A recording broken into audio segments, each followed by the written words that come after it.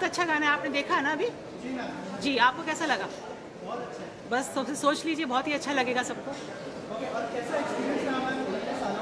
बहुत अच्छा, बहुत अच्छा। मैं यहीं थी।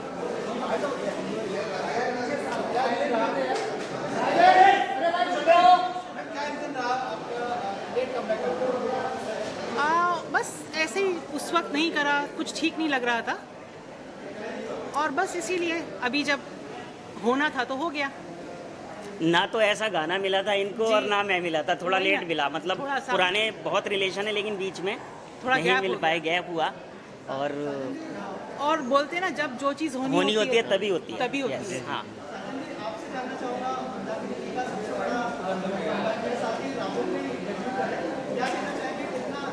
ये मेरे लिए भी सौभाग्य की बात है कि मंदाकिनी जी का नाम मेरा नाम मंदाकिनी जी के साथ जुड़ा और ये गाना रेडी हुआ। और देखिए, इतने सालों के बाद जो मुझे लेकर आए वो ये है, तो मेरे लिए उतने इम्पोर्टेंट है। और आज इस हमारी कन्वर्सेशन में, इस पार्टी में, इस लॉन्चिंग में 4 चांद लगा दिए वीरू अग्रवाल जी ने। अतरंगी और उल्लू के सीईओ हैं और मेरे भाई हैं, आए अपना टाइम निकाल के, कीमती वक्त निकाल के, तो मैं थैंक्स कहूँगा सर को भी।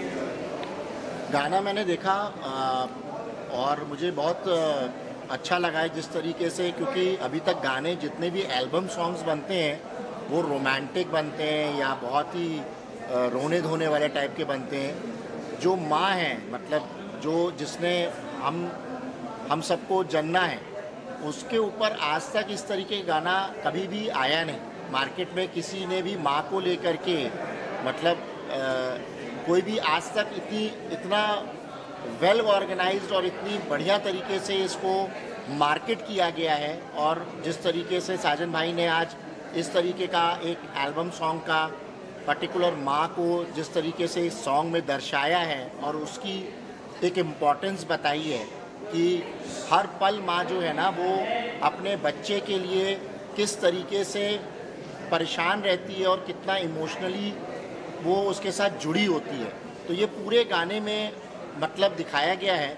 और सबसे बड़ी बात यह है कि इसका एक साजन जी ने इसका मैम मंदाकिनी मैम के साथ ये थॉट लाना, ये सोचना कि ये इस तरीके का हम एक सॉन्ग बना सकते हैं एज ए एल्बम सॉन्ग, उनके बेटे को ले करके इस तरीके से लाए, तो एक बहुत ही अच्छा इस तरीके की चीज़ को, एक माँ को हम लोगों के सामने एज ए एल्बम प्रस्तुत किया।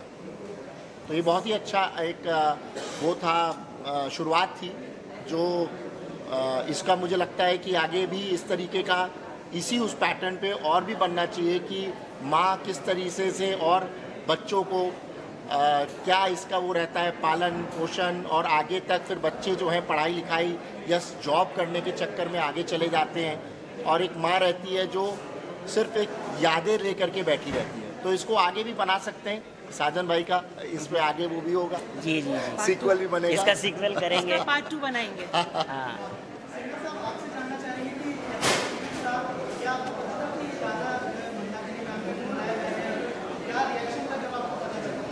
जी, फर्स्ट ऑफ ऑल हम जब पहली बार मिले थे, बिकॉज हमको ज़्यादा टाइम नहीं हुआ सर को, मुझे सर से मिले हुए, एंड बात ये हुई थी कि मैं सर से मिला और उन्होंने मुझे बोला कुछ गा के सुनाओ। मैंने सिर्फ गाई 2 लाइन, एंड उसके बाद सर ने बोला एक काम करो, ये लाइन लो, ये लिरिक्स से ये गाना है, आपको गाना है, और ये गाने के ऊपर मंदाकिनी मैम एक्ट करेंगे।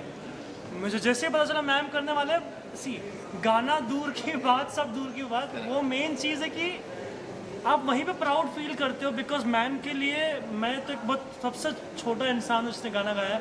लता जी ने गाया, बहुत बड़े बड़े सिंगर्स ने गाया है, तो मेरे लिए वो प्राउड की बात थी कि मेरा डेब्यू गाना, मेरे डेब्यू गाने के ऊपर मैम एक्ट कर रहे हैं और राविल भाई से होता है तो उन्होंने भी एक्ट करा, तो मेरे सबसे मेन प्राउड की बात ये थी इसके। Thank you.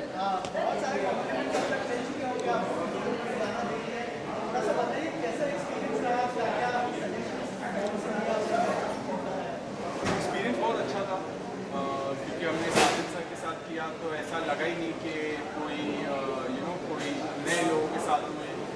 एटमॉस्फेयर बहुत होमली था और इन्होंने गाना इतना अमेजिंग गाया है कि वो सुन के इमोशंस आ जाते हैं और बस ओवरऑल एक्सपीरियंस बहुत अच्छा था। मॉम ने बस यही बोला था कि जो भी करो अपना फुल डेडिकेशन दे के करो, जैसे हो वैसे ही रहो और just give it your best. और बहुत अच्छा लगा, एक्सपीरियंस वाज वेरी नाइस।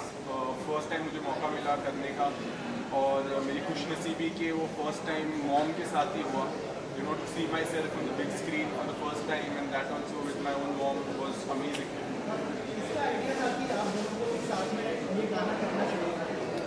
ये तो मेरा ही आइडिया था। साजन सर का आइडिया ये मेरा आइडिया था, मैं मिलता रहता था क्योंकि फैमिली रिलेशन है, मेरठ से ही हैं हम लोग और इतना पुराना रिलेशन है। तो जब अभी हम दोबारा मिले तो मैं तो रबिल को बहुत छोटा देखा था, मतलब बीच बीच में, तो मैंने कहा कि साथ में कुछ करते हैं मिलके, तो क्या कर सकते हैं। सिनेमा बनाना अलग हो जाता है, चीज़ें अलग। एक गाना था मेरे पास 4 लाइनें बस, तो मैंने कहा गाना करते हैं माँ ओ माँ, बस मेरे पास इतना ही था। और मैंने मैम को ये गाना की लाइनें सुनाई, ये बोले बहुत अच्छा है, इसको रिकॉर्ड करो।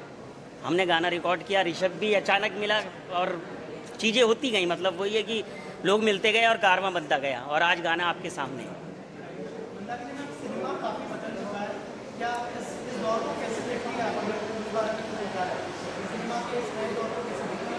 नहीं, बहुत अच्छा है, बहुत अच्छे, टेक्निकली बहुत एडवांस हो गया है, जो बहुत अच्छी बात है।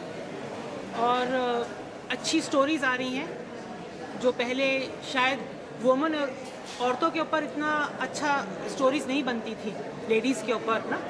तो अभी बहुत ज़्यादा उनको मतलब अच्छा काम मिल रहा है, विच इज़ वेरी गुड। और एक एज एन आर्टिस्ट आपको ग्रो करने का मौका मिलता है, आपको बहुत कुछ दिखाने का मौका मिलता है, वो भी बहुत अच्छी बात है। तो अभी तक तो मुझे ऐसा लगता है सब अच्छा ही, जो भी चेंज आया अच्छे के लिए है। जी पीछे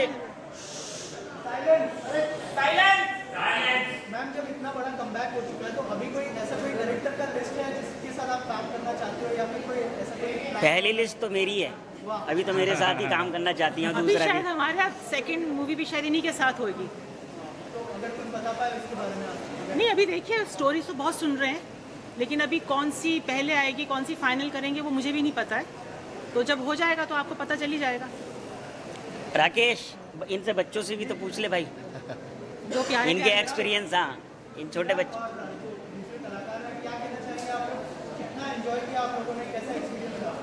मैं तो सबसे पहले साजन सर को एंड मंदाकिनी मैम को थैंकफुल करना चाहूँगा कि उन्होंने मुझे इतने बड़े एल्बम में मुझे लिया एंड और जब तक मैं इन सब चीज़ों के पीछे मेरी मॉम का हाथ है, मेरी मम्मी ने ही मेरे को इतना आगे तक लाया है।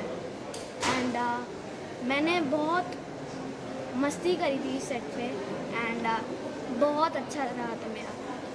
बहुत प्यारे बच्चे हैं दोनों। बेटा बहुत तुम भी अच्छा। बोलो। मेरे को भी बहुत अच्छा लगा। मेरी मम्मी ने मुझे यहाँ पर लाया था और मैंने सबसे ज़्यादा परेशान मुस्कान दीदी को किया। बहुत मज़ा आया। बोलो बबीता।